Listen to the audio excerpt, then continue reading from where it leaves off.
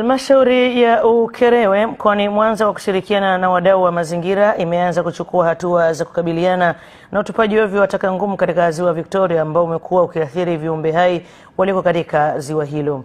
Kutoka Mwanza, Wellington Masele anayo taarifa zaidi.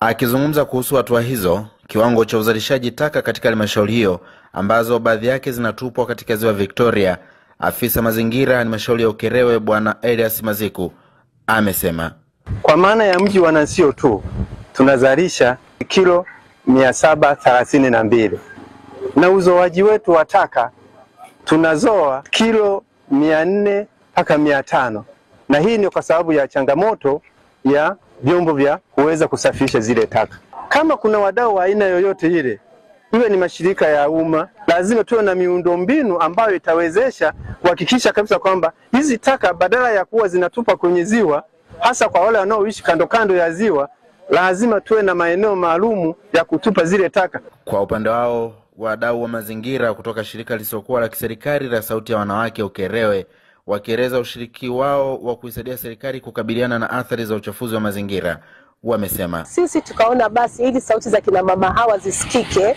na waweze kukabiliana na mabadiliko haya ya tabia nchi, ni vema basi tukatengeneza movement ya jukwaa la wanawake ambayo litahakikisha kwanza linajenga uelewa juu ya wanawake kuhusiana na mabadiliko haya ya tabia nchi. Mkuu wa wilaya ya Ukerewe Bwana Christopher Ngumbiagai amemwagiza mkurugenzi wa halmashauri ya Ukerewe kuangalia namna bora ya kushirikiana na wadau wa mazingira kuwekeza zaidi katika kubadili taka ngumu kuwa bidhaa. Maelekezo yangu kwa mkurugenzi mtendaji, namna gani ya kutengeneza taasisi za watu binafsi, vikundi vya vijana, wanawake, kubadilisha mtazamo wa kuona taka kama sio eneo la kibiashara.